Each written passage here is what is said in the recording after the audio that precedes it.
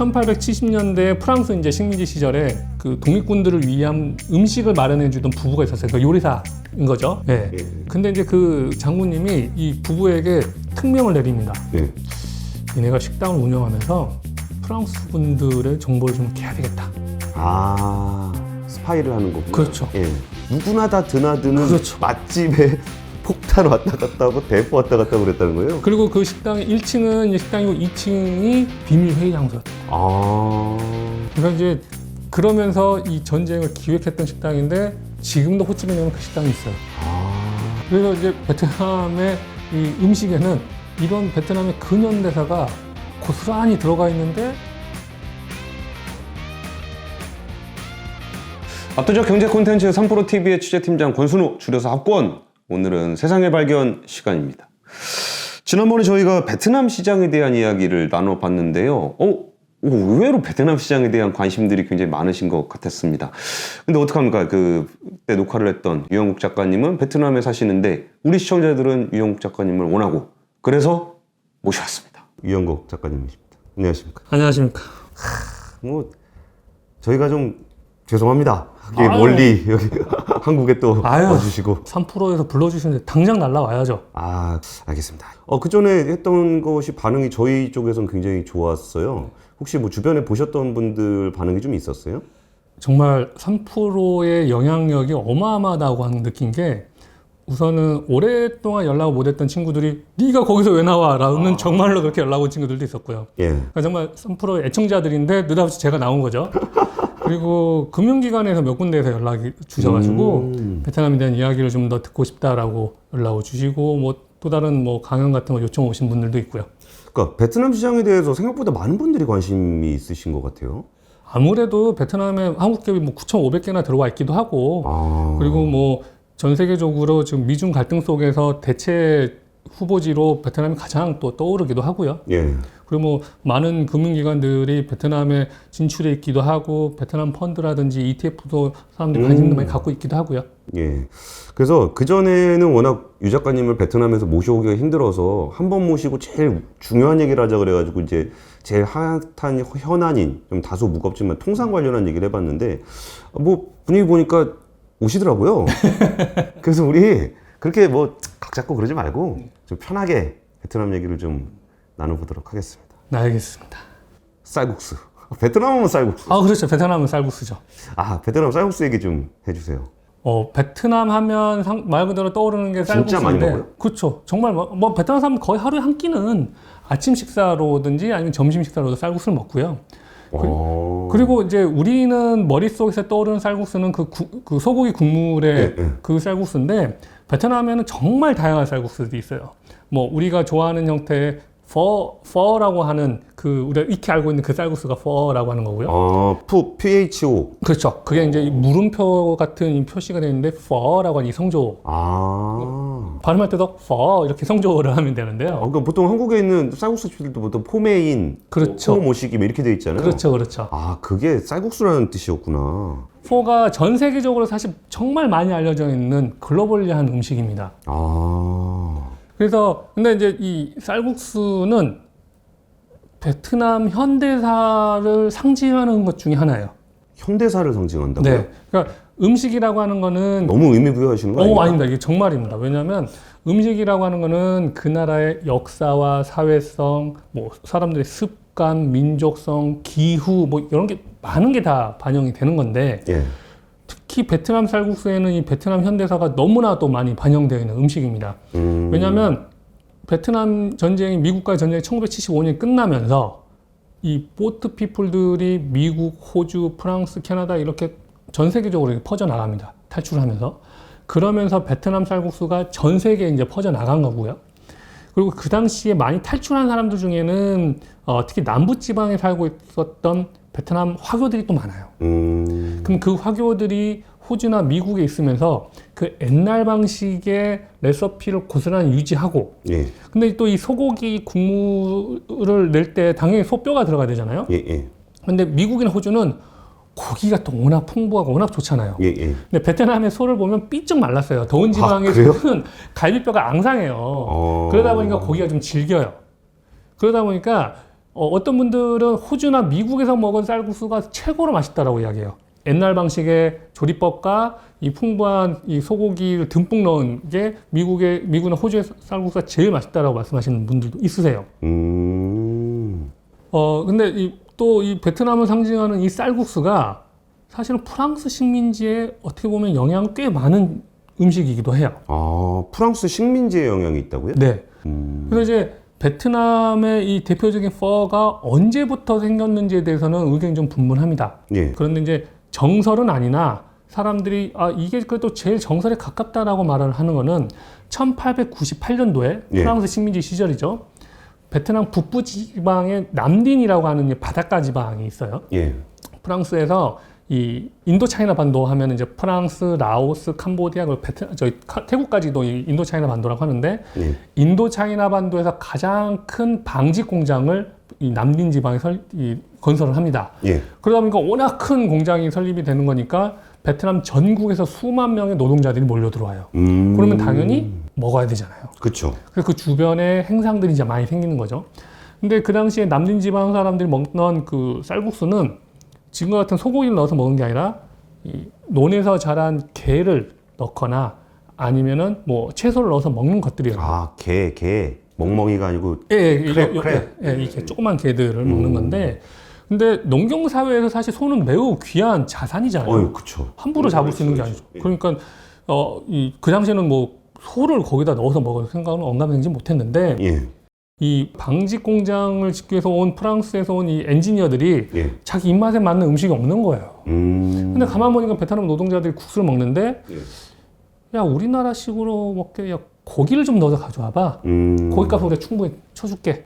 해서 가져와서 먹기 시작한 게 지금의 소고기 쌀국수라는 거예요. 아, 그러니까 이게 베트남의 전통 음식까지는 아니네요. 근데 이제 쌀국수는 먹었는데 거기에 이제 고기를 고명을 얹어서 먹었던 것은 아니었던 거죠. 아. 근데 그 퍼가 사실 베트남어가 아니라는 이야기도 있어요. 그 이전에 어떤 단어도 퍼라는 단어가 없다는 거예요. 아. 근데 이제 프랑스 음식 중에 뽀오떼라고 하는 게 있는데, 예. 이게 자박자박하게 어떤 우리로 따면 냄비 같은 데다 고기 같은 거 채소를 넣어서 먹는 게 뽀오떼인데, 예. 프랑스 사람들이 야, 이거 뽀오떼랑 비슷하다라고 해서 뽀오떼 뽀가 퍼가 된 게 아니냐. 이게 이제 가장 이제 유력한 학설 중에 하나고, 다른 한편에서는 이제 베트남 북부 지방이니까 중국의 국경지대잖아요. 예. 중국에서도 국수를 먹었는데, 이제 한자 그대로 우리식으로 하면 하분인데, 예. 이 중국 발음으로는 하펀이라고 하는 그 넓적한 국수가 지금 우리가 먹는 그 넓적한 퍼와 매우 형태가 유사해요. 하펀의 분이다. 그 실제로도 베트남 남부 지방에 그 화교들이 운영하는 쌀국수, 오래된 쌀국수집도 보면 예. 한자로 그렇게 써져 있어요. 아. 그래서 그게 아닌가. 그런데 베트남 사람들은 이게 프랑스에서 온 이름인지 중국에서 온 이름인지 상관하지 않고 예. 우리의 음식이고 그냥 즐겨 먹어요. 뭐 우리로 따지면은 이게 뭐 일제 식민지 뭐 산물인 음식이기 때문에 우리 음식이냐 아니냐 무슨 소리야 우리가 가끔 그런 논쟁이 있죠. 나오잖아요. 예. 근데 베트남 사람들은 워낙 플렉서블한 사람들이기 때문에 이렇든 말든 우리 민족 전체가 먹고 우리가 즐겨 먹는 음식이니까 그냥 우리 음식이야 이렇게 받아들이는 거죠. 이게 쌀국수 얘기는 아닌데, 그러니까 우리나라 사람들은 이게 뭐 일제시대 잔재다 그러면은 약간 좀 거부감이 좀 드는 게 있는데요. 그게 이제 호불호의 문제는 아니고 뭐가 맞다 그러다는 아닌 것 같은데, 그런 역사적인 일, 예를 들어서 뭐 프랑스에 대한 인식이라거나 뭐 이런 것들은 좀 어때요? 그거 제가 베트남에서 지내면서 되게 신기한 것 중에 하나인데, 예. 프랑스는 자기 식민지였던 나라들의 모임이 있어요. 식민지였던 나라들의 모임. 예. 전 이해가 안 가잖아요. 우리를 지배했던 나라에 독립을 했고 한데도 그 모임을 해서 같이 무슨 대회도 열고 뭐 이벤트도 하고 그래요. 근데 그렇게 뭐 자랑스러운 그러니까 우리한테는 역사는 아닐 치욕스럽잖아요. 근데 그거를 그 베트남 신문에서 광고를 나온 것도 신기하고 그런 거에서 무슨 베트남 내에서 베트남 안에서 행사하는 것도 신기한데, 베트남은 전쟁에서 이긴 나라잖아요. 그렇긴 하죠. 우리가 광복을 했다고 하지만 사실 우리 힘으로 독립을 한 게 아니잖아요. 그러니까 그 차이인 것 같아요. 그래서 우리가 뭐 베트남하고 사실 미국 전쟁 때, 미국하고 전쟁 때 우리가 참전도 했고 해서 예. 그 뭐 안타까운 마음들을 다들 가지고 있잖아요. 근데 베트남 사람들 그 관심이 없어요. 그러니까 과거 일은 과거 일이고, 그리고 뭐 우리가 전쟁 이겼는데 뭐 진 니네가 뭐 그렇게 뭐 우리한테 뭐 사과하고 그럴 필요 없어. 우리가 이겼잖아. 그리고 그래서 우리는 어렸을 때부터 그 친일의 그런 치욕적인 게 다시는 겪지 않아야 된다라고 하면서 교육을 참 많이 받았잖아요. 그렇죠. 그 친일파라는 단어가 굉장히 경멸적인 표현이죠. 예. 근데 베트남에서는 그 교육을 그렇게 많이 시키지는 않는 것 같아요. 제가 물어보면 잘 몰라요. 맞아. 우리 친일이면 우리 매국노, 나라 팔아먹은 놈 그건 이런 건데. 맞죠. 네, 그건 맞는데 베트남에서는 그거에 대해서 뭐 처단도 확실히 했고, 그리고 그러니까 뭐 부역 세력들에 대해서 해왔기도 했고, 그리고 이 자신들이 지금 더 앞으로 더 나아가야 되고 발전해야 되기 때문에 그 자신들하고 사이 안 좋았던 중국이라든지 프랑스든지 미국하고 다 강대국들이잖아요. 예, 예. 그리고 특히 지금 대한민국 같은 경우는 베트남 제1위의 투자 국가이고 이번 2022년 기준으로는 이제 3대 무역 국가예요. 베트남, 한국하고. 예. 그렇기 때문에 관계를 잘해서 잘 나가야 될 나라이기 때문에 별 그렇게 신경을 잘 쓰지 않는 것 같아요. 아, 그러네. 우리는 미국 편에서 베트남 전쟁을 치렀네요. 그렇잖아요. 아, 그럼 그거 생각하면은 베트남 입장에서는 우리가 일반적인 상식으로 보면은 좀 싫어하는 게 맞는데, 그러네요. 근데 역사에 대한 태도는 조금 유연하네요. 그래서 사과를 공식적으로 하려고 했었어요. 아, 우리나라 정부에서? 네. 근데 베트남 정부에서 하지 마라. 미래만 생각하자. 오히려 베트남 정부에서 말렸어요. 아, 미안해. 아, 됐어. 뭐 그런 거 가지고 그래. 뭐 다 지난 일인데 뭐 이런. 그래서 좀 저도 처음에는 되게 베트남 친구들이 생기면 그때 이럴 때서 사과를 해야 되는데 관심이 없어요. 알겠습니다. 다시 쌀국수 얘기로 돌아와서 네. 원조 논쟁이 있다고요. 베트남에서 이 퍼라고 하는 단어가 공식 기록으로 처음 나온 거는 예. 1906년에 베트남 사람이 이제 프랑스로 유학을 갔나 봐요. 예, 예. 그리고 이제 고향 생각이 나서 식구들한테 이제 편지 쓴 내용에 아침에 동네 골목길에서 쌀국수 장사하는 사람의 쌀국수 파는 소리가 너무도 그립다라고 하는 단어가 있어요. 그때 그 편지가 퍼라고 하는 글자가 남겨져 있는 가장 오래된 문서인 거예요. 오래 안 됐네요. 1906년이면. 그렇죠. 그러니까 퍼라고 하는 단어가 그 이전에 없었던 걸로 지금 추정이 되는 거예요.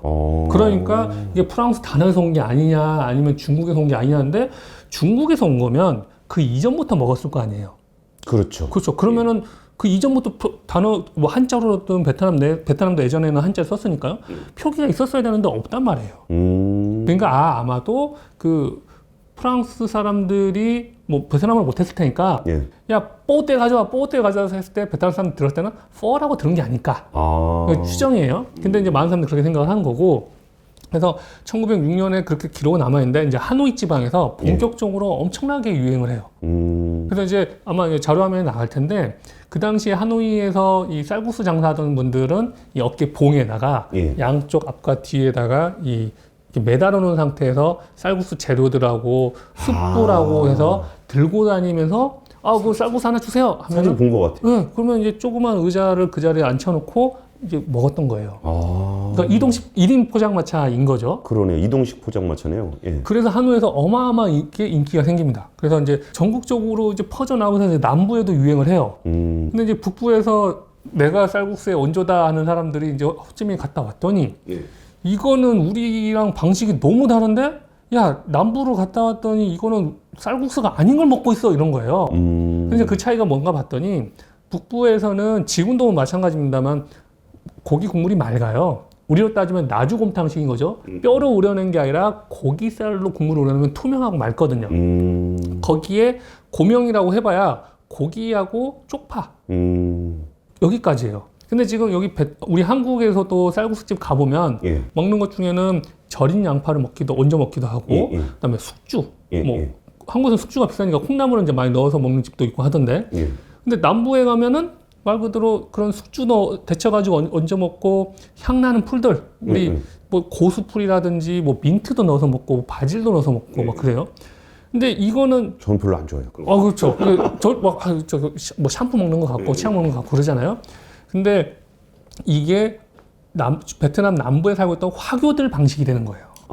그래서 북부에 있는 분들이 야 이거 용납이 안 된다. 우리가 남부에도 진출해야 되겠다. 제대로 된 쌀국수를 먹여줘야 되겠다고 남부로도 진출하고 해요. 하지만 여전히 남부에서는 남부 스타일을 먹는 거고. 그래요? 네. 그래서 북부에서 오신 분들은 이제 베트남에 가면 하노이식 쌀국수라 써놓은 데가 있어요. 우리로 따지면 뭐 저 장충동 족발 아, 예, 예. 이런 것처럼 이제 그러니까 서울에서 부산 돼지국밥 하는 거 그런 같은 거죠. 뭐 마산 아구찜 먹는다든지 예. 이런 것처럼 아, 이제 그런 식의 온전 농장인데 지금도 북부 하노이 쪽 사람들은 야 쌀국수는 하노이식이야. 뭔 소리야. 아구찜이 더 맛있어. 이렇게 말씀하시는 분들이 많아요. 예, 예. 그러니까 한국 분들도 하노이에서부터 베트남 생활을 하신 분들은 하노이식이 맛있다 그러고 저처럼 남부에서 시작한 사람들은 남부 쌀국수가 더 맛있다고 하는데 저는 이렇게 먹든 저렇게 먹든 다 맛있어요. 정말 한국 사람 입맛에 너무나 잘 맞는 거고요. 그리고 그 절임 양파를 얹어 먹는 거는 예. 미국식입니다.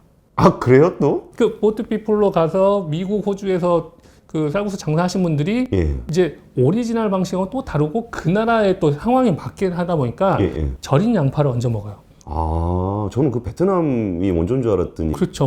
저도 처음에 그렇게 알았어요. 그리고 가서 봤더니 아무도 그렇게 안 먹어요. 아, 그 달라고 했는데 되게 황당한 소리를 하냐는 그런 듯이. 느낌인데 중국 가서 짜장면 시키면 안 준다면. 그렇죠. 야, 뭔 소리야? 이게 중국 음식이야? 이런 것처럼.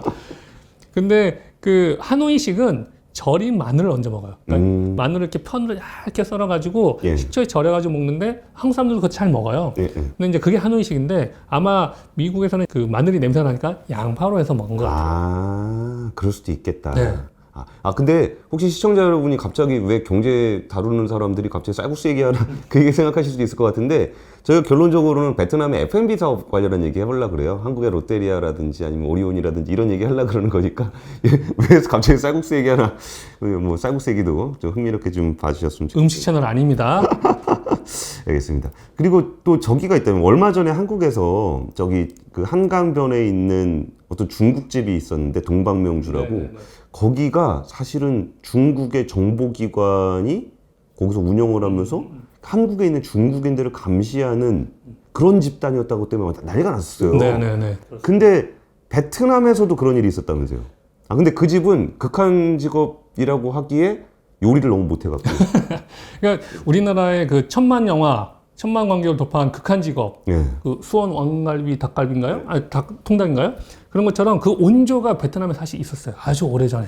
아, 그래요? 역사적인 두 개의 사례가 있는데 1870년대 프랑스 이제 식민지 시절에 프랑스군은 1870년대? 네. 진짜 오래됐네. 그러니까 지금 거의 150년 전 이야기죠. 예, 예. 그러니까 그 당시에 프랑스군을 상대로 독립투쟁을 벌였던 이제 그 우리 땅 광복군 같은 예, 예. 항일군들이 있었는데 그 독립투사 군대 내에서 그 독립군들을 위한 음식을 마련해 주던 부부가 있었어요. 그러니까 요리사인 거죠. 요리를 통해서 이제 독립투쟁을 도왔던 분들인 거죠. 예, 예, 몰래. 네. 예, 예. 근데 이제 그 장군님이 이 부부에게 특명을 내립니다. 예. 니네가 식당을 운영하면서 프랑스 군들의 정보를 좀 캐야 되겠다. 아, 스파이를 하는 거구나. 그렇죠. 예. 그래서 이제 고민을 하기 시작해요. 그럼 프랑스 애들이 좋아할 만한 요리를 뭘 해야 되나? 거긴 장사가 잘 돼야 되는. 그렇죠. 그래야지 거기서 프랑스 군들한테서 이렇게 뭐 들으면서 이야기를 해야 되니까. 예. 근데 이제 평상시에 자기들이 독립군들이 돌아왔을 때 이제 돈이 많이 없었을 거 아니에요. 그러니까 이제 하노이는 호수가 되게 많은 도시예요. 그 호수에서 잡은 민물고기로 예. 고기를 구워서 요리를 해주는 거 좋아하더라. 그래, 그럼 우리도 그걸 한번 해보자. 재료도 쉽게 구할 수 있고. 그래서 이제 가물치하고 그 메기를 잡아다가 그 하얀 살을 갖다가 이제 어묵처럼 다져가지고 구워 먹는 요리를 만들어요. 그래서 요리 이름이 짜까라봉인데, 짜까라봉. 예, 짜는 굽다는 뜻이에요. 예, 예. 그 까는 생선이라는 뜻이고, 그러니까 구운 생선이라는 뜻이죠. 예, 예. 근데 여기서 좀 특이한 거는 라봉은 우리나라 말로 번역을 하면 이태백이에요. 강태공. 낚시꾼 뭐 이런 거. 그죠? 뭐 낚시꾼의 구운 고기 이런 거죠. 그래서 이제 그 이름으로 메뉴를 새로 기존에 있던 음식이 아니에요. 그래서 그거를 만들어서 식당 운영하는데 장사가 대박이 난 거예요. 프랑스 군들을 타겟으로 해서 만들어진 요리라는. 그렇죠. 짜까라봉. 예. 그러니까 원래 전통 요리가 아닌 걸 만들어서 타겟팅 해가지고 성공한 거죠. 그렇게 해서 이제 정보를 잘 수집해가지고 어디 이동 경로 같은 것도 미리 알려서 되게 성공적으로 활동을 했는데 예. 잡혀요. 예, 예. 잡혀서 남편분은 처형을 당하고 부인분은 그래도 끝까지 살아남아서 나중에 프랑스군이 물러가고 나서도 계속 그 식당을 운영하면서 그 일대가 쫙 짜까라봉 거리가 됐어요? 그 거리가 돼요. 진짜? 예, 우리로 따지면 장충동의 족발거리인 것처럼 그렇게 해서 그게 하노이를 대표하는 음식 중에 하나예요. 한번 먹어보고 싶긴 하다. 이렇게 생선 다져가지고 어묵 구워서. 근데 그게 소스가 네. 약간 우리로 따지면은 약간 그 홍어 먹는 느낌이 좀 있어요. 냄새가 좀. 냄새가 좀 역해요, 그 소스가. 근데 또 그 요즘 또 현대식 해가지고 냄새 좀 잘 안 나게 해서 먹는 집은 또 먹을만합니다. 맛있는데. 근데 어쨌든 그 남편은 처형을 당했는데 와이프는 살아남아서 계속해서 한 거죠. 계속 해가지고 지금 그 동네에 큰 손이 돌아가셨겠구나. 한참 전에 돌아가셨. 그래도 그 집은 계속 뭐 그러니까. 2대째, 3대째. 와, 근데 그 동네는 원조 논쟁이 필요가 없겠네요. 누가 봐도 그 집이죠. 왜냐면 거기 또 민족 독립투사니까 딱 표시 딱 돼 있고. 야, 거기는 진짜 요리를 하면서 간첩 활동을 했던. 그렇죠. 간첩이라 그러니까 좀 나쁜 표현이 있는 것 같으네요. 베트남 입장에서는 독립운동을 한 거죠. 와, 되게 프라이드가 있는 집에 되게 상징성 있는 음식. 그렇죠. 뭐 음식을 먹으면서 다 이게 이 애국심을 키울 수 있는. 베트남 사람들은 좋아해요? 많이 좋아합니다. 근데 남쪽에는 잘 없어요. 근데 북부에서 많이 먹는 거고. 예. 그리고 이제 가물치나 메기가 사실은 이 힘을 북돋아주는 그쵸. 고기 중에 하나잖아요. 보양식이죠. 그러니까 하노이는 사실 많이 덥거든요, 여름에. 예. 덥고 습해서 지칠 때 먹기도 참 좋은 보양식이고요. 근데 이제 하나 더 있어요. 남부에. 아까 이 짝갈라봉은 북부의 극한 직업이고 예. 남부에도 또 극한 직업의 사례가 또 하나 있습니다. 이게 음식점 가지고 첩보 활동을 하는 경우가 생각보다 많은가 보네요. 예. 남쪽의 극한 직업은 또 어떤 겁니까? 베트남 현대사에서 그러니까 베트남 미국과의 전쟁에서 가장 큰 전환점 중에 하나가 구정대공세라고 하는 게 있습니다. 구정대공세. 그러니까 구정은 우리나라 말로 음력설을 말하는 거고요. 예. 1968년도 음력설에 이제 뭐 호치민 남부 사이공뿐만 아니라 뭐 전국에서 동시에 음력 1월 1일이 되는 순간 그 자정 넘은 순간 일시적으로 미군을 공격을 해요. 예. 근데 이제 남부 호치민 그 당시 이름은 사이공 지금 호치민 지역에서 예.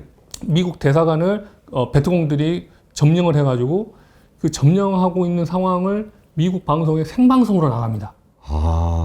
미국 전역에. 저는 사실 근데 1968년도에도 세상에 다른 나라 일이 생방송에 나간다는 게 좀 신기하긴 한데. 그렇네요. 그것 때문에 미국에서 이 반전 운동이 크게 일어나요. 그렇겠네요. 우리가 뭐 진짜 이기기라도 하고 있으면은 그래 뭐 이겨서 빨리 끝내기라도 해라 그럴 건데 왜 우리 젊은이들이 의미 없는 전쟁에 가서 패하면서까지 그렇게 해야 되느냐라는 것에 대한 전쟁 여론이 좀 뒤바뀌는 이벤트이긴 했겠네요. 그래서 그것 때문에 당시 미국 대통령인 존슨 대통령이 나 재선 출마하지 않겠다.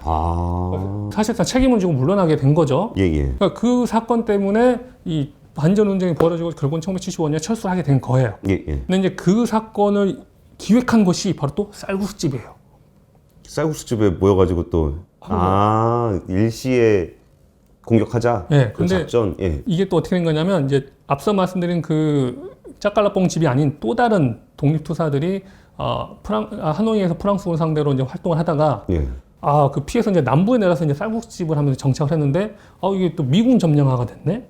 그럼 미군을 상대로 해서 우리가 또 이 활동을 해야 되겠다. 비밀 활동을 해야 되겠다 해서 엄마, 아버지, 딸이 그 활동을 해요. 쌀국수집을 하면서. 그러니까 쌀국수집을 운영하면서 그 자금을 이제 독립자금을 된 거죠. 근데 이제 결혼을 하게 되는데 사위한테도 야, 사실 우리는 이런 특수조직에 있어. 예. 너 우리랑 결혼할래 안 할래? 그래서 장인어른 나 같이 하겠습니다 해서 사위까지 한 거죠. 그리고 이제 이 집이 미군들 사이에서 정보를 수집해야 되겠다. 예. 해서 들어갔는데 그 집 바로 옆집은 미군 장교의 집. 그리고 오른쪽의 집은 필리핀 장교의 집. 필리핀 군도 이제 당시에 이제 파견 나와 있었으니까. 예. 그러면서 그 쌀국수 집이 장사가 너무 잘 돼요. 그래서 영어로 막 이야기하면서 또 어디 갔더니 뭐가 있었는데 정보를 또 속속속 또 말을 하고. 그리고 이 큰 공격을 감행하기 위해서 무기가 필요하잖아요. 예. 근데 이제 삼엄한 경비를 뚫는데 이 식당에 식자재를 공급하는 술에다가 다 가려가지고 뭐 폭탄과 뭐 바주카포 뭐 이런 것들을 다 가지고 들어온 거예요. 와, 진짜 무섭겠다. 여기는 미군 장교 집이고 프랑스 장교 여기 프랑스 필리핀 장교 집이고 그럼 그 중간에 있는 식당 그것도 누구나 다 드나드는 그렇죠. 맛집에 폭탄 왔다 갔다 하고 대포 왔다 갔다 그랬다는 거예요? 그리고 그 식당의 1층은 이제 식당이고 2층이 비밀 회의 장소였던 거예요. 그러니까 이제 그러면서 이 전쟁을 기획했던 식당인데 지금도 호찌민에 가면 그 식당이 있어요. 큰 황금색 별을 걸어놓고 독립투사의 집이라고 해놓고 1층은 여전히 식당을 하고 2층은 조그만 박물관 형태로 해서 그 당시에 이제 그 역사적인 일들을 했는데 그래서 이제 베트남의 이 음식에는 이런 베트남의 근현대사가 고스란히 들어가 있는데 이 베트남을 상징하는 음식이기도 하고 전 세계에 퍼져 있는 음식이기도 하고 근데 이제 제가 느닷없이 이 3프로에 나와서 음식 이야기를 왜 하느냐. 그러니까 재미는 있었습니다. 예. 쌀국수 얘기. 또 워낙 또 짜까라뽕. 예. 베트남에 관심이 있어 하니까 또 이야기도 하고 쌀국수가 또 북부시가 어떻고 남부시가 어떤지 이야기도 좀 알면 좋은데 예. 한국 기업이 베트남에 진출할 때 예. 타겟팅을 해야 되는 거고 예. 그리고 원래 우리가 먹던 방식으로 고집스럽게 물건을 팔면 그게 꼭 성공하는 보장이 없다는 거예요. 그렇죠. 예. 이게 이른바 현지화를 좀 해야 될 건데 이게 또 특히 음식 같은 경우는 이렇게 그 지역마다 또 취향들이 다르니까 그렇죠. 제가 제일 그 안 좋아하는 음식집 중에 하나가 정통 인도 요리 전문점 이런 데 별로 안 좋아해요. 왜요? 그 정통이면 그 향신료 때문에 분명히 맛이 없어요. 맞아요. 그리고 맛이 있다면 정통이 아닌 거죠. 그렇죠. 그냥 이름만 갖다 붙여놓은 거죠. 예. 이게 지난번 방송했던 내용 중에 그 KFC하고 롯데리아를 소환한다면 예. 그리고 스타벅스도 그렇고 그 맥도날드를 소환한다면 예.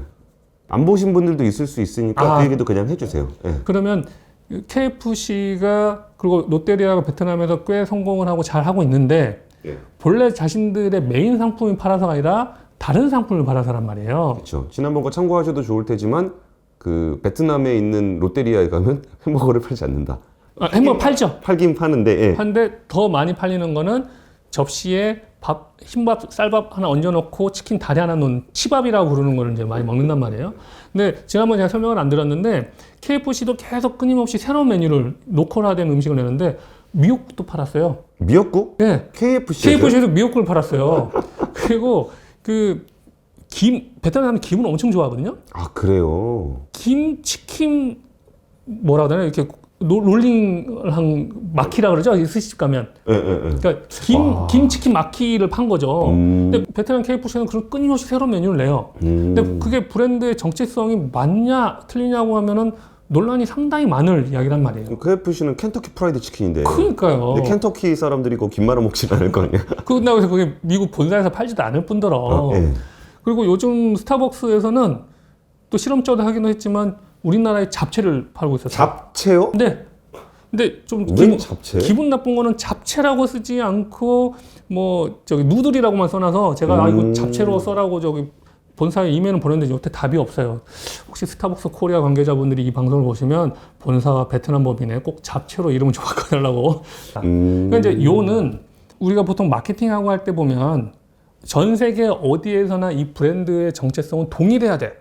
미국에서 팔던 아프리카에서 팔던 거 코카콜라 같은 경우는 그러잖아요. 예, 예. 어디 가나 그 로고 그대로가 다 같이 팔리고 광고를 하더라도 그 정체성을 유지를 하는데 예. 그게 꼭 다 통하는 건 아니란 말이에요. 근데 맥도날드 같은 경우에는 그 브랜드 정체성을 유지하기 위해서 계속해서 햄버거를 위주로 팔아요. 근데 장사가 안 돼요. 그러니까 최근에 베트남에서 그나마 로컬화 한다고 쌀국수 맛 햄버거를 맥도날드가 팔아요.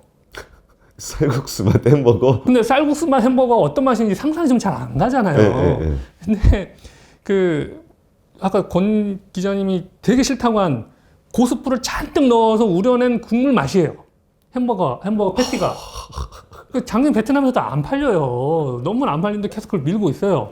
근데 자기들은 햄버거라고 하는 정체성을 유지하면서 로컬 고객에 맞춘다고 한 건데 차라리 그냥 쌀국수를 팔지. 그러니까요. 근데 이게 3년, 5년, 7년 동안은 계속해서 브랜드 정체성을 유지했다가는 적자가 날 거예요. 그리고 스타벅스에서는 커피가 팔리는 것보다도 자신의 브랜드 정체성이 아닌 티 음료가 더 많이 팔린다고 제가 지난번 방송에 말씀드렸죠. 예, 스타벅스에서 커피가 별로 안 팔린답니다. 그러면 이 브랜드 정체성이라고 하는 걸 중시 여기는 사람들에게는 여기서 사업을 하지 말아야 되나? 근데 사업이라고 하는 건 내가 돈을 벌기 위해서 하는 거잖아요. 예. 끊임없이 적자인 상태에서 어떻게 유지를 해요? 그럼 선택을 해야죠. 예. 그래서 서브웨이는 자신들의 정체성인 샌드위치를 포기를 뭐 어떻게 할 수가 없고 그래서 아예 철수를 한 거고요. 서브웨이는 아예 철수를 했어요. 예, 뭐 매장이 뭐 한두 개 있다가 그냥 소리 소문 없이 사라져 버렸어요. 근데 KFC나 롯데리아는 브랜드 정체성을 과감하게 바꾸더라도 여기서 사업성을 계속해서 유지하다가 어느 순간 치킨버거를 맛있게 먹을 수 있는 소비자들이 나타났을 때 그때 전환하면 되지 않겠느냐는 유연한 전략을 한 거고. 근데 또 한편으로 생각을 해보면 제가 2005년에 상해, 홍콩을 당시 회사에서 이제 신입사원 연수를 보내줘서 갔을 때 예. 저희들의 과제 중에 하나가 뭐였냐면 스타벅스가 중국에 런칭을 했는데 예. 과연 이 차를 먹는 전 세계 가장 대표적인 차의 나라 중국에서 예. 누가 커피를 먹겠느냐. 근데 지금 중국은 전 세계에서 가장 큰 스타벅스 매장이 있고 그쵸. 가장 큰 소비 시장이에요. 커피 소비 시장이에요. 물론 스타벅스도 중국에 진출해서 한 10년간은 적자였습니다. 그러면 브랜드 정체성을 지킬 거면 꽤 오랜 시간이 걸리더라도 적자를 감수하고 이겨내야 되는 거고. 예. 근데 그게 아니라 우리는 유연하게라도 버티다가 시간이 되면 그때부터 우리 브랜드 전체성을 확장할 거야, 확대할 거야 라고 하는 전략을 세우던가 이 둘 중에 하나를 해야 되거든요. 근데 이제 우리나라 기업들은 워낙 또 우리나라 사람들이 성격이 급하잖아요. 그렇죠. 베트남에 진출하면 한 2년째가 되면 언제부터 흑자 낼 거야? 왜 장사가 안 돼? 이런다는 말이에요. 그렇죠. 2년이면 오래 기다렸네. 베트남이 전 세계에서 라면을 가장 많이 먹는 나라 중에 하나예요. 쌀국수? 아니 라면, 인스턴트 라면. 라면? 예. 오, 라면은 우리나라가 먹는 거 아니에요? 우리나라가 1등이었거든요. 예. 근데 2021년에 베트남이 우리나라를 제끼고 1등이 됩니다. 거기도 우리나라처럼 뭐 진라면, 신라면처럼 인스턴트 라면을 먹는 거예요? 그 엄청나게 많이 라멘 말고 먹어요. 라면이에요. 쌀국수 말고 라면. 네, 뜨거운 물에 면 넣어서 스프 넣어서 먹는 그 라면. 오, 왜 이렇게 많이 먹어요? 근데 쌀국수를 엄청 많이 그러니까 면 자체를 많이 먹는 나라 사람들이잖아요. 예, 예. 근데도 라면까지도 많이 먹는 거예요. 근데 이게 왜 2021년 얘기를 잠깐 주셨는데 네. 그 2021년을 기점으로 바뀌었다라는 게 뭐 의미가 있는 거예요? 여기 또 좀 가슴 아픈데 예. 베트남 왜 또 거기 또 간첩 그 뭐 이렇게 아니, 극한 라면집 이런 거 있는 거예요? 극한 라면 있는데 제가 모르고 있을 수도 있는데 네. 그건 아닌데 이제 뭐 2019년, 20년, 21년은 전 세계적으로 사실 코로나라고 하는 우리 그죠. 역사의 큰 페이지를 장식하는 대사건이 벌어진 거잖아요. 예, 예. 근데 이때 대폭 라면 소비량이 들어간 거는 이 코로나 기간 동안 비상식량으로 비축. 그리고 이제 제가 지난 방송에서 말씀드렸지만 베트남이 21년도에 코로나가 확 확산이 돼 버립니다. 그 이전까지만 해도 베트남 1억에 가까운 인구에서 전체 500명이 채 안 됐어요, 감염자가. 정말 그만큼 방역이 잘 됐는데 그 진짜 좀 타이트하게 제로 코로나를 했었잖아요. 뭐 어마어마하게 했어요. 뭐 큰 건물에서 한 명만 확진자 나도 건물 전체 봉쇄해 버렸으니까요. 그리고 그 건물 안에서 4박 5일 동안 사람들이 못 나오게 만들어 버렸어요. 정말 그렇게까지 봉쇄를 해서 잘 됐었는데 21년 4월 말에 확진자가 나오는 변이가 퍼지면서 순식간에 하루에 뭐 몇만 명, 몇십만 명까지 퍼져버려요. 예. 그러면서 이제 저희가 3개월 동안 집안에 갇혀서 못 나오는 기간이 있었거든요. 3개월 동안 집에 갇혀서 못 나왔다. 예, 아예 집 밖을 못 나가겠어요.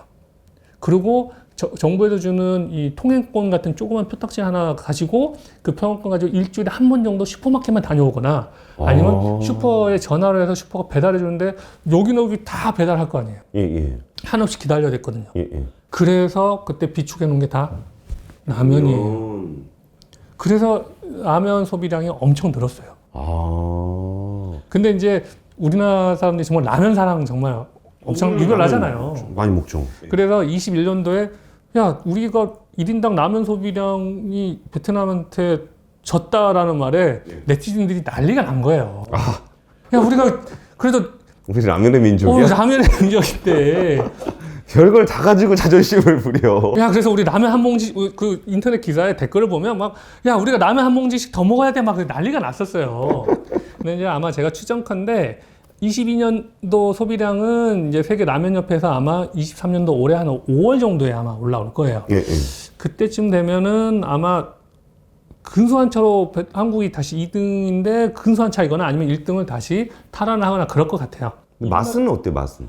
맛은 저는 맛있게 잘 먹어요. 근데 이제 기본적으로는 스프에 우리 권 팀장님이 싫어하는 그 다양한 풀맛들, 예. 그 치약 맛도 나오고 뭐 주방세제 맛도 나오고 하는 그 풀들이 들어가 있어요. 이게 근데 그 쌀국수는 좀 맑은 국물이잖아요. 네네. 매운 게 아니잖아요. 근데 우리나라는 대부분 빨간 국물 라면을 먹잖아요. 베트남도 그렇습니다. 빨간 라면인데 문제는 우리 기준의 그 매운맛과 예. 베트남 사람은 매운맛이 좀 달라요. 그래요? 베트남 사람들이 우리나라 라면을 먹으면 매워서 못 먹겠다 그래요. 그래서 좀 그때 좀 이해가 안 되는 게 올랑고추 아시죠? 알죠. 엄청 맵잖아요. 예. 아니 엄청나게 매운 고추 먹는 사람들이 이게 뭐가 맵다고 그러냐 하는데 고추는 고추대로 먹는데 예. 이 라면의 매운맛은 그들에게는 좀 낯선지 어떤지 모르겠는데 사실 상당히 맵다고 잘 안 먹어요. 그리고 또 하나의 특징 중에 하나가 뭐냐면 우리 또 전날 술 먹으면 예. 아침에 개운하게 라면 한 그릇 먹으면 해장해야죠. 그럼 국물이 개운하고 얼큰하면 좋잖아요. 네, 땀 쫙 빼주고. 네. 근데 베트남 사람들은 국물을 먹지 않아요. 라면 먹을 때? 왜? 그러니까 쌀국수를 먹을 때도 사실은 국물을 먹지 않아요. 면 위주로만 먹어. 아, 그래요? 우리 국물 떠먹으라고 우리는 수저도 되게 깊은 수저 주는데. 우리는 밥도 말아 먹잖아요. 어. 그래서 우리나라 뭐 라면 중에 밥 말아 먹을 때 가장 맛있는 라면도 있고 하잖아요. 맞아. 근데 사실 전 세계에서 우리나라만큼 깨끗한 물이 공급되는 나라가 잘 없어요. 특히 동남아 지방의 물은 석회수거든요. 석회물은 끓여 먹는다고 해서 없어지는 게 아니잖아요. 그렇죠. 석회를 걸러내기 위해서는 많은 필터가 비싼 돈이 들어간단 말이에요. 예. 그래서 국물을 마시지 않아요. 베트남은 지금도 물은 베트남뿐만 아니라 말레이시아도 그렇고 인도네시아도 그렇고 태국도 그렇고 물은 석회물입니다. 그래서 수돗물 먹지 않고 생수로만 먹어요. 그렇죠. 예. 그러면 라면 끓여 먹을 때 생수로 넣어서 먹으면 모르겠는데 예. 이미 어렸을 때부터 먹는 식습관 자체가 국물은 먹는 게 아니야가 된 거죠. 근데 이제 뭐 젊은 친구들 중에는 이제 한국 라면도 곧잘 먹고 하는 친구들은 국물 잘 먹어요. 그런 친구들은. 그런데 대부분의 사람들은 그렇지 않다는 거죠. 그러면은 베트남이 라면 소비가 그렇게 잘 된다고 해서 한국 브랜드가 가서 많이 팔리거나 그러진 않겠어요? 그렇죠. 그러니까 베트남에 있는 대형 할인점에 한국 라면들은 웬만한 건 다 들어가 있어요. 예. 근데 이제 불닭볶음면 같은 경우는 국물이 없는 거잖아요. 예. 근데 또 웃겨요. 그럼 엄청 맵잖아요. 그 진짜 맵지. 근데 그것도 잘 먹어요. 근데 이제 그거는 맛도 맛이지만 불닭볶음면 하나의 이 재미 챌린지 요소로 그쵸. 이 매운 거를 내가 참아낼 수 있느냐 없느냐 이런 요소에 좀 구침 강하죠. 돈다.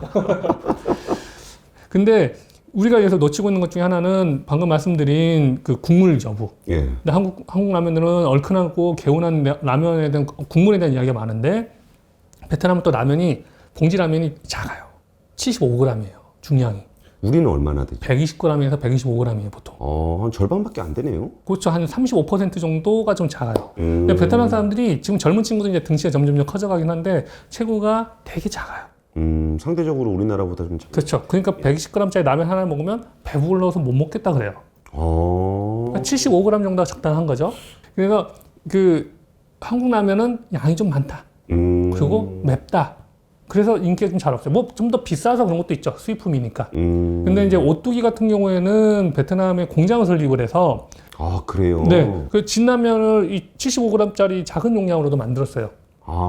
그래서 가격도 대폭 낮춰서 현지 라면하고 가격 차이가 거의 나지 않게 시도도 해봤는데 뭐 아직까지는 뭐 시간 좀 더 필요하죠. 하지만 그렇게 현지화를 위해서 노력하고 그 현지에 맞는 스타일의 라면 스프도 만들어주고 뭐 권 팀장님 좀 싫어하는 그런 향이 좀 나는 것도 좀 넣어서 만들어 팔기도 하고 그래요. 그런 향을 되게 좋아해요? 그게 이제 좀 시큼한 것도 있고, 그러니까 이제 기본적으로 국물들이 뭐 토마토나 파인애플이 들어가서 시큼한 맛도 나고요. 그리고 그런 풀들은 왜 들어가냐면 그 풀을 먹으면 이제 이 더운 나라다 보니까 음식이 금방 상하잖아요. 그럼 배앓이를 자주 해요.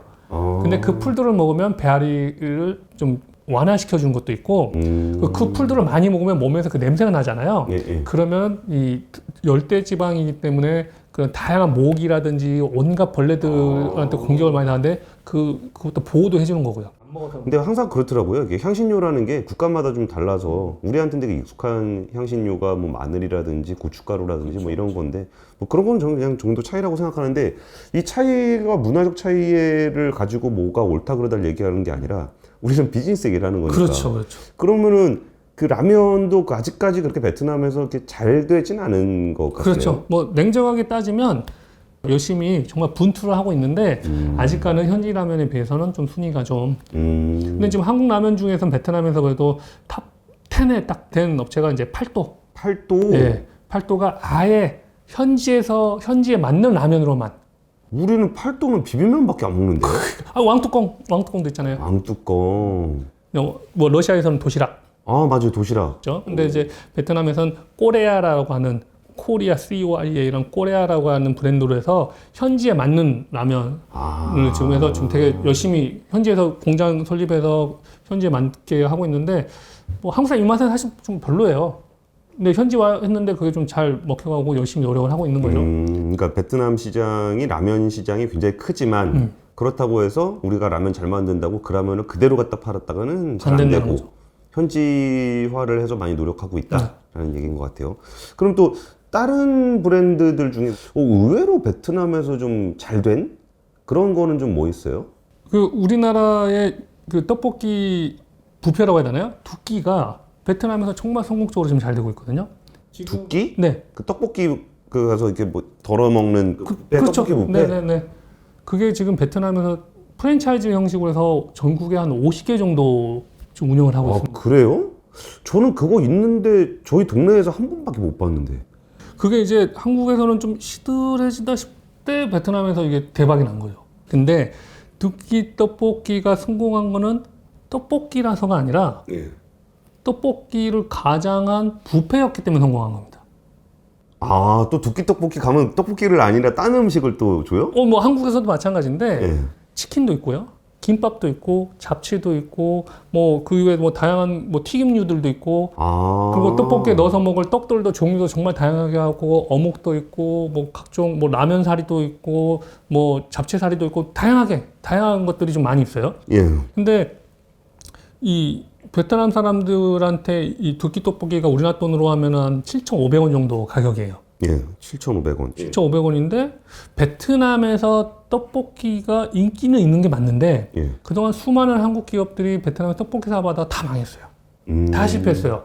왜냐하면 물건을 파는 입장에서는 객단가가 어느 정도 있어야 장사를 할 거 아니에요. 그렇죠. 그럼 모두도 뭐 우리나라 돈은 6,000원에서 8,000원 사이에들 다들 공략을 했다가 그냥 다 실패한 거고 두 번째로 베트남 사람들이 떡볶이 너무 좋아해요. 그래서 저도 베트남에 있으면 처음에 놀랬던 거는 베트남 사람들이 많이 가는 한국 식당들 보면 반찬으로 떡볶이가 항상 있어요. 아, 저 떡볶이 엄청 좋아하는데. 아 근데 이게 비빔밥을 시켜 먹든 김치찌개 시켜 먹든 항상 반찬으로 떡볶이가 있어요. 또 우리 한국 사람들 먹으면 또 먹으니까. 근데 그만큼 좋아하지만 이거를 내가 인당 한국 돈으로 7,000원씩이나 주고 먹기는 너무 비싼 거예요. 근데 그 정도는 좀 한국에서도 떡볶이 7,000원짜리 팔면 조금 비싸긴 해요. 예. 그러니까 그래서 실패를 했는데 두끼는 떡볶이 조금이 아니라 예. 뷔페란 말이에요. 그래서 그래서 친구들끼리 한 대여섯 명이 가기도 하고 온 가족이 가는 패밀리 내소탕이기도 해요. 근데 여기서 또 하나는 뭐냐면 떡볶이 뭐 우리나라에서 막 매운 떡볶이들도 많잖아요. 그런 떡볶이도 이제 다 실패를 했는데 이 두끼는 자기가 조리해 먹는 거란 말이에요.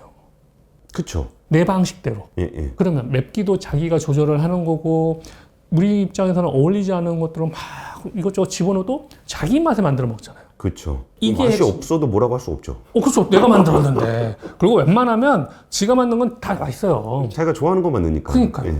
그렇기 때문에 실패할 수가 없는 거예요. 내가 만들었기 때문에. 근데 또 한국 식당에서 야 이게 원래 한국의 맛이야라고 고집스럽게 그걸 내버리면 예. 안 된단 말이에요. 근데 이거는 소비자가 자기가 만들어 먹어요. 그러니까 자기가 만들어 먹는 재미 요소도 있지만 자기 입맛에 맞게 넣고 또 자기들이 좋아하는 것들을 넣기 때문에 너무 좋은 거예요. 그러니까 이게 떡볶이로서 7,000원이라면 엄청 비싼 건데 예. 뷔페로서 7,000원은 리즈너블한 가격이란 말이에요. 합리적인 가격이란 말이에요. 그러네요. 그러니까 어쨌든 현지화를 할 때도 컨셉이 적절하게 잘 맞아야 되는 그렇죠. 거네요. 알겠습니다. 그러면 이게 베트남에서 그 두께 떡볶이, 이거 진짜 의외네. 그래서 제가 그 라면 회사든 베트남 진출하려는 업체들한테 한번 제안을 드리고 싶은 게 두 끼의 사례를 잘 생각해 보면 예를 들면 라면 업체들이 어떤 형태로 베트남 사람들이 라면을 먹는지를 조사하는 게 되게 중요하단 말이에요. 예. P&G가 화장품 이야기를 다시 돌아가면 P&G가 뭐 인도나 멕시코에 진출할 때 자기들 미국에서 제일 잘 나가는 브랜드인데도 사람들이 너무 안 사는 거예요. 그렇죠. 그래서 돈을 들여서 소비자들의 집을 방문해서 예. 어떤 제품들을 쓰는지 일일이 조사해서 성공적으로 이 사람들이 좋아하는 제품들 위주로 판매를 성공했단 말이에요. 그래요? 네. 뭐가 달라요? 예를 들면 멕시코 같은 경우에 멕시코 진출할 때 아니 우리 헤드앤숄더나 우리 저기들이 파는 이 펜틴 샴푸가 왜 안 팔리지? 라고 고민을 하다가 소비자들 집에 가서 봤더니 예를 들면 하루에 10페소를 벌면 예. 자기들이 하루에 쓰는 돈은 3페소, 5페소까지밖에 안 되는 거예요. 근데 샴푸 한 통이 7, 8페소예요.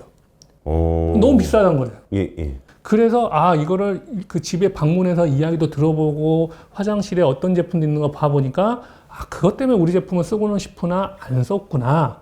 그래서 만든 게 우리 찢어 쓰는 샴푸 있죠.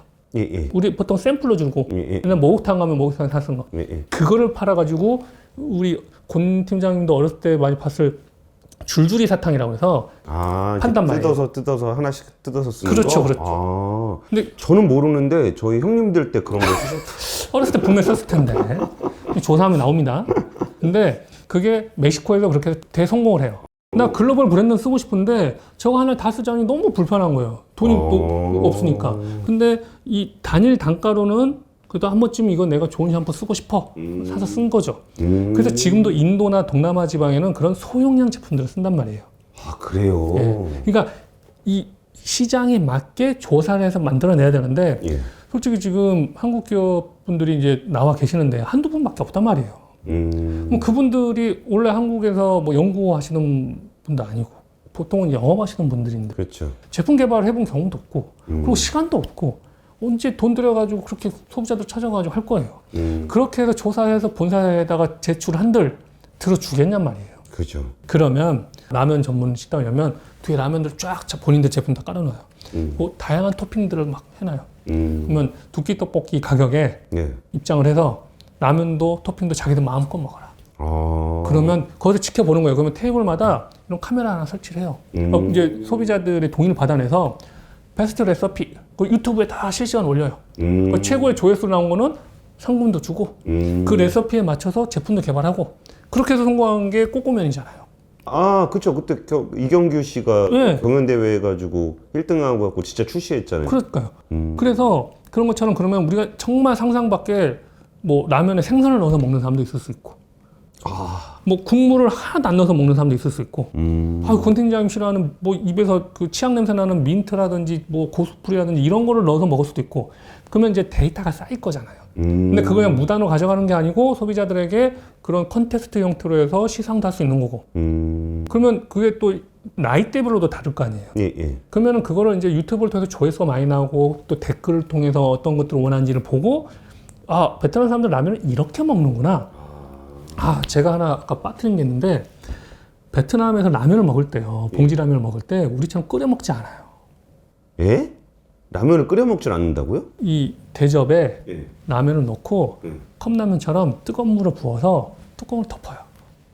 그냥 라면을 컵라면 먹듯이 대접에다가. 대접에 넣고 뜨거운 물 부어서 먹는 그 뚜껑 잘안 익잖아요, 그럼. 근데 이제 그렇게 잘 익게 면발이 나온 거죠. 얇게. 아. 근데 그거를 이제 야 한국에서 1등 라면이라고 갖다가 넣어서 먹는데 너구리 막 이런 거 명을 엄청 듣고 막 우리는 딱 씹으면 막 밀가루 냄새 나고 막. 그러니까 그런 거는 한참 끓여도 안 되는데. 아. 그러니까 우리가 상식이라고 생각하는 게 그날에서 상식이 아닐 수 있단 말이에요. 근데 우리는 어떻게 먹든 잘 팔리게 하는 게 중요하잖아요. 그렇죠. 그러면 이 음식을 어떻게 먹게 할 것인가를 제안을 해주는 마케팅이 필요한 거예요. 근데 한국에서 이렇게 먹어요라고 제안해봐야 그건 안 되는 거죠. 그러니까 불닭볶음면이 대박 난 것 중에 하나는 유튜브든 이 SNS를 통해 가지고 먹고 그 반응도 그렇고 다양하게 먹는 나라별로 반응을 보고 사람들이 도전을 한 거잖아요. 예, 예. 그럼 난 이렇게 한번 해봐야지. 저렇게 해봐야지. 전 기억나는 게 있어요. 어렸을 때 그 친한 형님이나 친구들 중에 라면을 우유 넣어서 먹는 사람이 있어요. 아우 있어. 있어요. 근데 그 우유는 맛있어요. 안 먹고 싶어. 러시아에 예. 팔도라면 대박 나는데 예. 팔도라면을 먹을 때 마요네즈를 반 통을 넣어서 먹어요. 엄청 느끼할 것 같잖아요. 오늘 집에 가서 한번 드셔보세요. 의외로 고소하고 맛있어요. 치즈라면이 좀 치즈가 듬뿍 들어간 느낌이에요.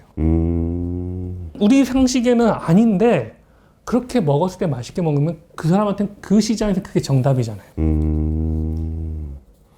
베트남이 그렇게 라면을 많이 먹는다라는 것도 사실 저는 몰랐는데 똑같이 라면을 많이 먹는 시장이라고 해서 라면을 잘 만드는 한국에서 잘할 수 있다라는 건 또 아닌 거고. 별개인 거죠. 그럼 그 시장이 어떻게 그걸 소비하는지를 관찰하고 거기에 맞는 그 상품들을 내놓고 그리고 제조하는 법까지 같이 병합이 됐을 때 그 시장에 성공할 수 있다. 굉장히 인상적인 얘기였던 것 같습니다. 우리가 처음에 이제 그 쌀국수 얘기로 시작했는데 결국은 어떻게 하면 한국 라면을 베트남에 팔 수 있을까? 그렇죠. 그리고 이제 결론이 나는 이게 경제 방송입니다. 라면의 민족인데. 네, 그래서 우리 라면의 민족이 베트남에서도 성공할 수 있게 그럼 뭐 라면뿐만이 아니겠죠. 뭐 다른 상품들이라고 하더라도 거기에서 맞는 그런 조세가 필요한 것 같습니다. 그 2부는 베트남 경제 전반적인 얘기를 해보려고 해요. 지난번에는 이제 통상 관련한 얘기를 하면서 뭔가 이렇게 관계에 대한 이야기를 좀 해봤다 그러면은 이제 그냥 베트남 그 경제 자체에 대한 좀 이야기를 나눠보도록 하겠습니다. 베트남 경제 전망은 좋은가요? 밝은가요? 지금 뭐 전 세계적으로 세계적인 경제 기관들이 베트남 경제 23년도 전망도 지금 매우 좋고요. 6%, 7% 이야기하는데 와. 2022년 베트남 총 경제 생산에 대해서 베트남 통계청이 12월에 발표를 했습니다. 예. 8.02% 성장했습니다. 8%? 네. 이게 베트남 정부가 애초에 목표가 6%였거든요. 아, 그래요? 네. 그러니까 작년 초에 베트남 국회가 승인한 올해 경제 성장률은 6%였는데 2.02%로 초과한 거고요. 중간중간에 IMF나 뭐 세계은행이나 아시아개발은행이나 계속해서 예측을 했는데 그거보다도 더 높게 결과를 만들어냈습니다. 그런 나라도 있네요. 그 작년에 이제 하반기를 보면 이제 글로벌 인플레이션과 그다음에 대한 금리 인상 그리고 글로벌 긴축 뭐 이런 것 때문에 대부분 국가들이 성장률이 전망치보다 많이 하회를 했는데 베트남은 8%라고 하니까 좀 되지 않았나요? 투자를 좀 해야 되나? 베트남 펀드 들어가나요? 물론 네. 21년도에 도시정책 봉쇄되고 하면서 성장률이 엄청나게 마이너스였어요. 예, 예. 하지만 말씀하신 것처럼 베트남의 이제 주력 산업 중에 하나가 이제 신발, 의류, 뭐 가방, 미국으로 수출되는 것들인데 예. 그게 6월달, 5월달부터 해서 이미 주문들이 끊기기 시작했어요. 미국 경기 침체가 심해지고 코로나 방역이 풀리면서 미친 듯이 소비할 거라고 했는데 안 팔려서 재고가 쌓이다 보니까 예. 왜냐하면 이제 베트남에서 그런 신발 업체들이나 의류 업체들은 5, 6월달 주문이 베트남의 가장 큰 소비를 하는 블랙 프라이데이나 연말 크리스마스의 그 판매를 목표로 하고 주문한 것들인데 주문이 안 들어왔어요. 아. 그래서 그 중간에 내부적으로도 좀 위기가 생기는 거 아니냐. 왜냐하면 실제로 대부분 또 그런 기업들이 또 한국 업체들이에요. 그래서 뭐 수만 명씩, 많게는 뭐 10만 명씩 또 노동자를 고용하는 업체들인데 대거 인력을 감축한다거나 특히 이제 베트남도 이제 음력설을 세거든요. 예, 예. 근데 음력설을 보통 열흘에서 예전 같으면은 이 조업일수가 부족하다고 그것도 좀 단축해서 쉬고 그랬단 말이에요. 근데 이번엔 아예 한 달을 쉬는 업체들도 있어요. 그러니까 최근 얘기인가 봐요. 말 그대로 지금 상황 이야기예요. 그런데 베트남이 이제는 더 이상 노동집약 산업의 나라가 아닌 거죠. 거기는 노동의 유연성 같은 거는 좀 어때요?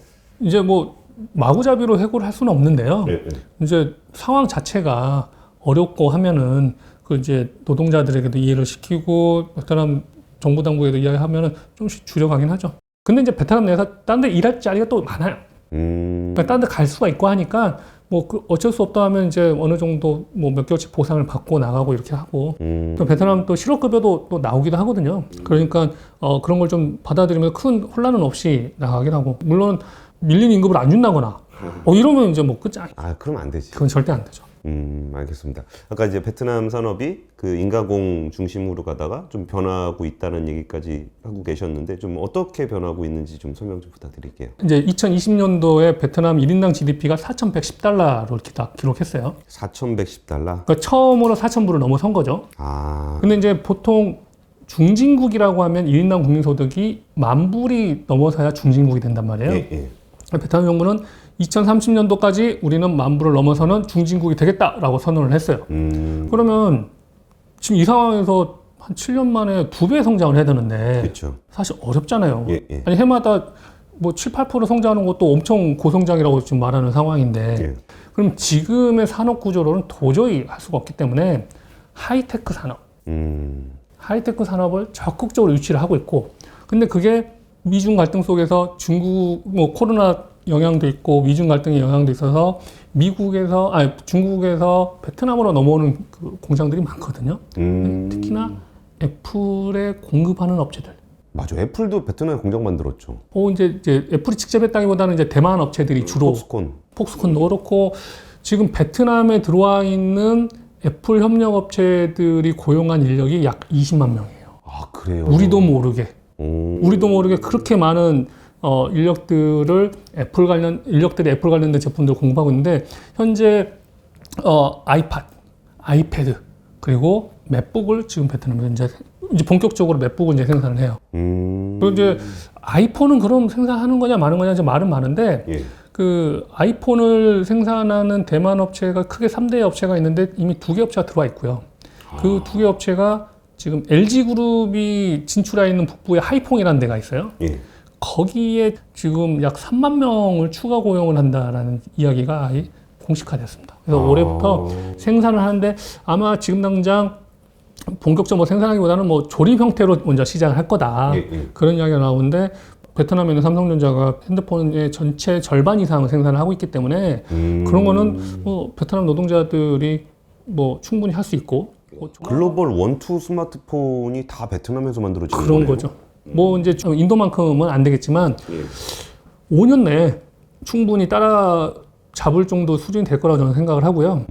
그리고 그뿐만 아니라 그 딸려오는 업체들 그리고 그러한 IT 관련된 기업들이 베트남에 꾸준히 들어올 거기 때문에 예. 말 그대로 동일한 노동자가 일을 하더라도 생산성 자체가 확 올라가겠죠. 그렇죠. 고부가가치 제품을 만드니까. 예, 1시간 동안 예를 들어서 뭐 의류를 만든다 할 때하고 1시간 동안 스마트폰을 만든다 그러면은 이 스마트폰이 단가가 훨씬 비싸니까. 그렇죠. 예. 그러니까 베트남의 22년도 1인당 노동 생산성이 약 8,083불이에요. 1인당 노동 생산성이 8,000불, 1인당 GDP는 4,000불. 근데 이게 그런 고부가 지금까지는 그런 노동지박 산업이 그래도 꽤 큰 비중을 차지하고 있는데 예.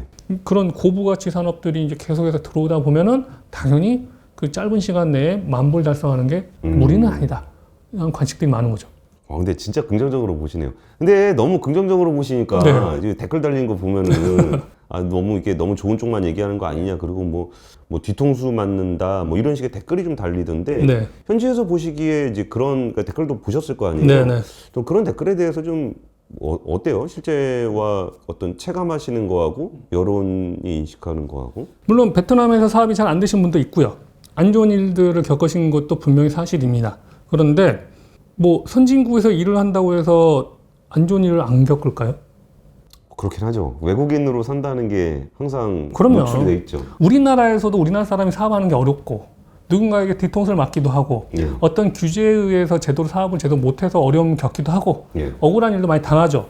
그런데 말 그대로 낯선 외국인이 다른 나라에서 일을 한다고 사업을 하는 건 정말 어려운 일인 거거든요. 예. 우리나라만 겪는 게 아니고 베트남에 진출한 다른 나라에서도 똑같이 겪는 일이고 반대로 우리나라에 진출한 다른 외국 기업들도 그런 이야기 똑같이 해요.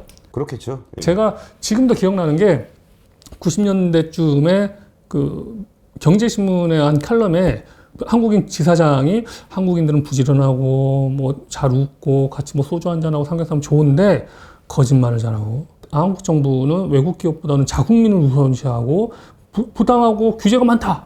그 이야기만 들으면 한국은 엉망진창인 나라인 거예요. 근데 그렇지 않잖아요. 그게 보이지 않는 리스크예요, 사실은. 보이지 않는 비용인 거고요. 폴리티컬 리스크는 어느 나라에나 있죠. 네. 예. 제가 뭐 엄청 유명한 사람이어가지고 베트남에 대한 이야기를 자주 할 수 있으면 뭐 안 좋은 이야기도 할 수 있고 힘든 이야기도 할 수 있고 하지만 시간이 많지 않고 그리고 베트남에 대한 안 좋은 가짜 뉴스들이 유튜브에 너무 많아요.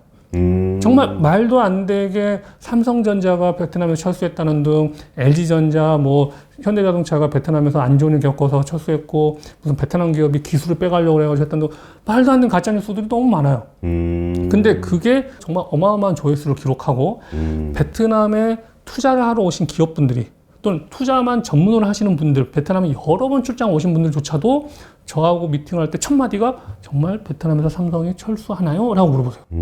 정말 심각한 단계라는 이야기거든요. 베트남 관련된 모든 기사를 보면요. 그러니까 베트남에 대해서 좀 긍정적인 기사, 댓글에 무더기로 막 악플이 달려요. 근데 이 기사 내용하고 별 상관이 없는데 무조건 베트남은 공산당이다, 공산당을 믿으면 안 된다, 뭐 막 욕이 막 달려요.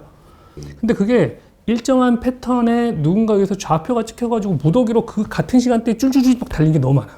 그러니까 누군가가 그 베트남과에 대한 안 좋은 이미지를 형성하기 위해서 그 댓글을 좀 쓰는 것 같다라는 네. 것에 대한 의혹입니다. 이건 네, 우리가 의혹입니다. 이제 그런 사람을 확인한 건 아닌데 사실 그런 게 있다라 그러면은 이제 외교 관계라든지 어떤 특정 국가들과의 관계에 있어서 부정적인 역할 외에는 하는 게 없는 것 같아서 그렇죠. 이 얘기는 그냥 의혹 차원에서 한번 말씀을 좀 드려봤습니다. 다시 베트남 경제 얘기로 돌아가겠습니다.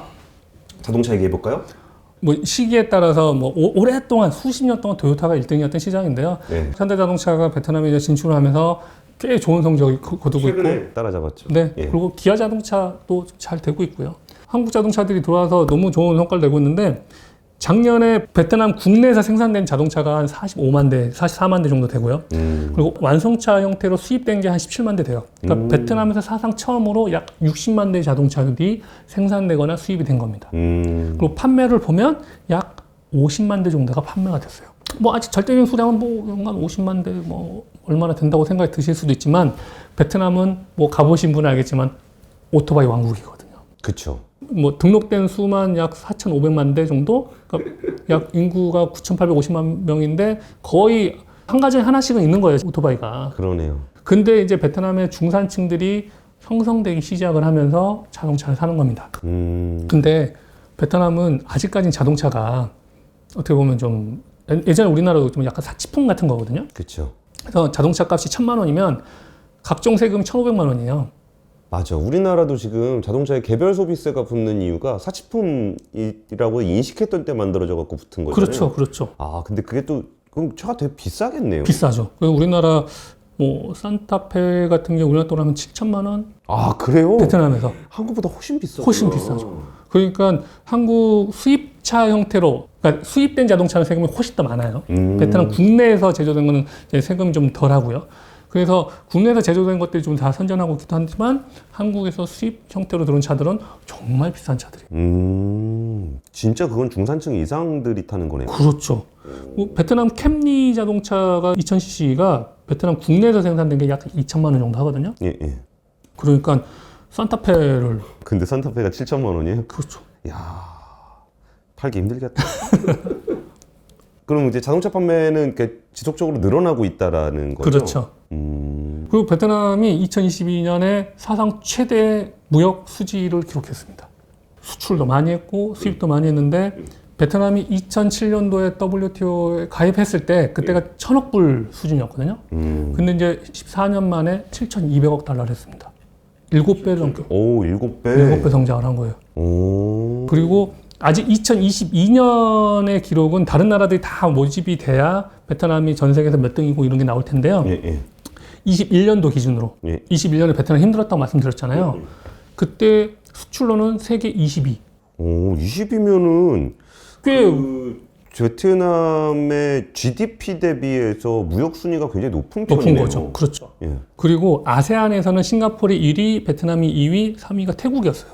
예. 근데 사실 싱가포르는 중개무역, 그러니까 다른 나라에서 생산해서 들어온 게 싱가포르에서 이렇게 환적을 해서 그러니까 이게 마치 싱가포르에서 수출한 것처럼 돼서 그 혜택을 받는 건데 사실 싱가포르이 만든 제품들이 아니잖아요. 그렇죠. 싱가포르는 뭐 도시국가니까 네. 뭐 제조업이 있기는 있다는 거고 들었어요. 네. 생각보다는 꽤 있는데 네. 그래도 뭐 규모가 그 정도 크지 규모는 않을 아닙니다. 거니까. 예. 그러니까 실질적으로는 아세안에서는 이제 베트남이 1위의 무역 강국인 겁니다. 사실 그전엔 태국이 가장 큰 무역 강국이었거든요. 실질적으로. 근데 이제 사실 태국에서 주로 수출하는 업체들은 일본 기업들이에요. 그렇죠. 근데 베트남이 이제는 아세안의 1위 무역 국가가 된 데에는 사실 한국 기업의 힘이 가장 큽니다. 맞아요. 한국 기업들 생각보다 굉장히 많이 나갔어요. 베트남에. 그렇죠. 예. 뭐 수입도 한국 기업을 비롯한 외국 기업들이 핸드폰 같은 거 만들어 수출할 때 필요한 재료를 수입해온 것들이 사실 되게 큰 규모를 아, 그렇겠구나. 이게 자국민들 쓰려고 사는 뭐 소비재뿐만이 아니고 거기에서 이제 조립 공장들이 많이 있으니까 부자재가 또 들어가는 게 있겠네요. 그렇죠. 중간재들이. 그러니까 전체 수출액의 약 74%는 사실 이런 외국 기업에 의해 나온 거예요. 아. 그러니까 이제 마냥 베트남이 이제는 이렇게 커졌어요는 아니고 이제 그 외국 기업들을 통해서 수출도 많이 하고 하면서 이제 고가치 산업이든 어떠한 이 무역항도 점점 커지고 하면서 기반을 잘 갖춰지다 보면 이제 그 사이에 베트남 내수 기업들이 성장을 하면서 그 기존의 외국 기업들이 닦아놓은 것들 바탕으로 해서 더욱더 성장할 수 있는 기회를 찾아가는 거죠. 근데 뭐 사실 이거는 뭐 저는 그 국경을 그렇게까지 나눌 생각은 별로 없거든요. 그러니까 그 국가 안에서 생산을 하면 그 국가의 경제인 거지. 이게 뭐 다른 나라 기업이니까 이건 아니다. 뭐 이렇게까지 볼 건 아닌 것 같아요. 근데 어쨌든 그 안에서 생산하고 그런 과정에서 그 국가가 또 성장하는 거고. 왜 한국 기업이 베트남 경제 성장을 도와주냐? 저는 그런 생각을 하지는 않아요. 그거는 좀 약간 편협한 것 같아요. 우리나라 기업이 오히려 베트남의 자원들을 활용해서 기업이 성장할 수 있는 거니까. 그러면 또 베트남 경제에서 또 이렇게 눈여겨볼 만한 사업들이 좀 뭐가 있을까요? 그러니까 베트남으로 외국 기업들이 수출 기지를 계속 옮겨가는 것 중에 하나는 베트남이 전 세계에서 가장 많은 무역 협정을 체결한 나라예요. FTA를. 2021년에 유럽과 EU와 체결한 FTA가 발효가 됐고요. 예, 예. 그리고 2022년부터는 이제 RCEP가 발효가 됩니다. 알셉. 예. 그래서 11개의 그 무역 협정을 맺은 나라에서 전 세계에서 수출을 했을 때 이 수출하는 업자가 가장 혜택을 유리하게 받을 수 있는 나라예요. 근데 사실 우리나라도 FTA 건은 꽤 많거든요. 한 21건 정도, 지금 검색해보니까 21건 정도라 그러니까 이게 아세안 기준. 한 건인데 네. 예를 들면 한 개 국가하고 해도 한 건이고요. 네. EU처럼 한 20 몇 개국이 몰려있는 나라고 해도 한 건이잖아요. 그러면 나라 수로 하면은 EU하고는 한 건이면 실제로는 26개 국가하고 체결을 한 거거든요. 그리고 또 중복된, 뭐 예를 들면 아세안하고도 했지만 뭐 그 개별 국가하고도 한 거면 중복되기도 하고요. 그러니까 건수는 11개지만 실제 나라들이 하나씩 했을 때는 베트남이 제일 많아요. 그리고 물론 뭐 싱가포르라든지 뭐 우리나라가 그런 다양하게 했지만 지금 그런 고부가치 산업이 아닌 좀 아래 단계 또는 인건비를 낮추기 위한 여러 가지 생산을 하는 업체들은 한국 가서 수출할 게 아니잖아요.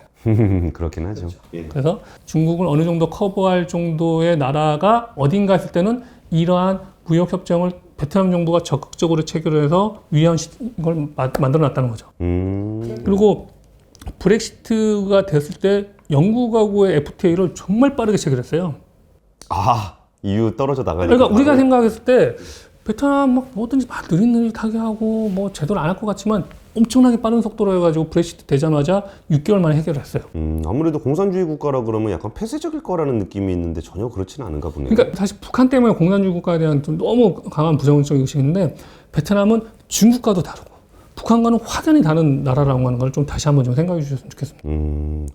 그리고 이제 베트남 산업 관련한 얘기하다가 재생에너지 사업을 갖고 오셔가지고 좀 의외인데? 라고 생각했는데 이 재생에너지 부분이 어떻길래 이걸 따로 이렇게 분리를 해서 갖고 오신 거예요? 이제 2026년부터는 EU 국가에 물건을 수출하게 되면은 탄소를 얼마나 발생했느냐에 따라서 탄소세를 매겨요. 그래서 탄소 국경제도 CBAM이 진행이 되는데 이 재생에너지로 물건을 생산하는 비율이 얼마나 되느냐가 지금 이 생산기지를 유치하는 데 매우 중요한 게 된 겁니다.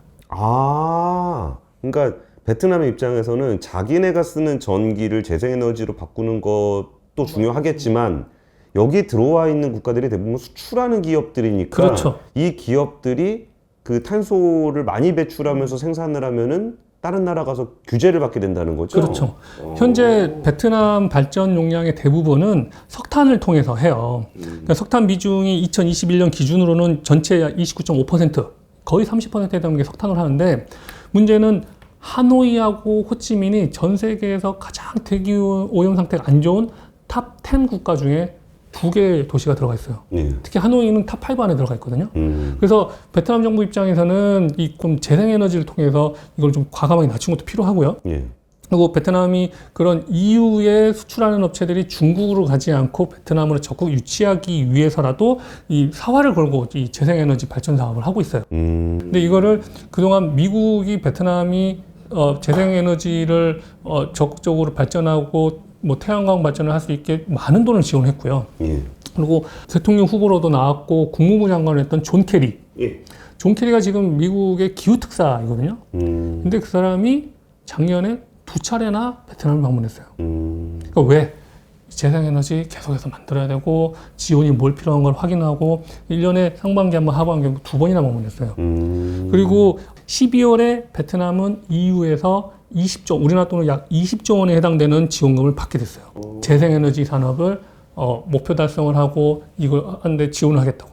근데 이거는 뭐 단순하게 태양광을 발전하는데 이런 것뿐만 아니라 그 석탄을 캐는 광부들, 광부의 자녀들, 부인들 일자리 한꺼번에 잃어버리면 문제가 되잖아요. 맞아요. 그분들이 새로운 일자리를 찾을 수 있게 교육시켜지고 지원금을 나가는 것까지 포함을 해서 EU와 미국 같은 또 일본 포함한 이런 선진국들이 베트남을 적극적으로 지원을 하고 있습니다. 의외로 베트남이 전 세계에서 태양광 발전 용량으로 우리나라보다도 한 단계 앞선 전 세계 8위입니다. 꽤 많이 지었네요. 아니, 그러니까 좀 부산하면 사실 못 사는 나라 이런 이미지가 강하잖아요. 그러니까 이게 좀 재생에너지 쪽은 좀 사는 나라들이 그쵸. 할 거라고 생각을 했는데, 야, 이거는 아까 그 순위로 따졌을 때도 되게 높은 순위네. 그렇죠. GDP로 봐도 그렇고 무역 순위로 보더라도 그보다 더 높은 순위네요. 그 특히나 이 코로나 팬데믹 기간 이 최근 3년 사이에 정말 미친 듯이 태양광 발전을 한 건데 베트남 정부가 적극적 지원을 했고요. 우리로 따지면 한전 같은 베트남의 전력공사가 자신들이 손해를 보더라도 태양광 발전을 좀 사들이고 있어요. 그러니까 이제 그게 다 할 수 있는 게 그 미국이나 EU가 이렇게 지원을 해준 그 돈 가지고 하는 거거든요. 근데 이제 베트남이 아직은 좀 아쉬운 게 뭐냐면 발전량이 중요한 게 아니라 발전을 한 걸 갖다가 실제 전기를 쓸 수 있게 하려면 예, 이 송전 시설이 갖춰져야 되거든요. 그렇죠. 근데 그거를 좀 아직 제대로 못 하고 있어요. 그래서 지어놓기는 많이 지어놨는데 국가가 아직 충분한 재정적인 여력이 없다 보니까 연결을 잘 못하고 있어서 지금 제대로 활용 못하고 있는데 이번에 이제 EU를 통해서 거의 20조 원에 해당되는 돈은 지금 지원을 받게 됐잖아요. 그걸 또 적극적으로 할 거예요. 근데 우리나라는 그렇게 재생에너지 하기에 좋은 여건은 아니거든요. 베트남은 좀 어때요? 베트남은 말 그대로 더운 나라잖아요. 예. 일조량이 우리나라보다 2배 이상이에요. 뜨거운 나라거든요. 화끈한 나라라서 태양광 설치하면 정말 발전 영향이 뭐 미친 듯이 나오는 거죠. 그러니까 이제 뭐 삼성전자가 미국이나 유럽에 수출할 때 예. 탄소 발생량을 조절하지 못하면 수출하는데 큰 어려움이 발생할 거 아니에요. 그렇겠네요. 알겠습니다. 의외네요. 재생에너지 발전이 많다라는 게 좀 의외였는데 설명을 들어보니까 또 이게 생각보다 자연스러운 발전이구나. 그리고 굉장히 적극적으로 하고 있구나라는 생각이 듭니다. 혹시 마지막으로 좀 베트남 경제에 대해서 이 얘기는 좀 더 하고 싶다라는 부분이 있으시면 그것까지만 좀 하고 마무리를 하면 어떨까요? 네. 베트남이라는 나라가 사실 천국도 아니고요. 선진국이 아니기 때문에 아직 부족한 점이 사실 많습니다. 제가 그 댓글에 보면 이 사람은 무슨 베트남 관광청에서 나온 사람 아니야? 라고 말씀하시는 분도 있으시더라고요. 근데 저를 아시는 분들은 알겠지만 제가 제 책에도 썼지만 지난 10년 동안 베트남 시장 아직도 아닙니다. 아직 거품이 심하게 꼈습니다라고 계속해서 말렸던 사람이에요.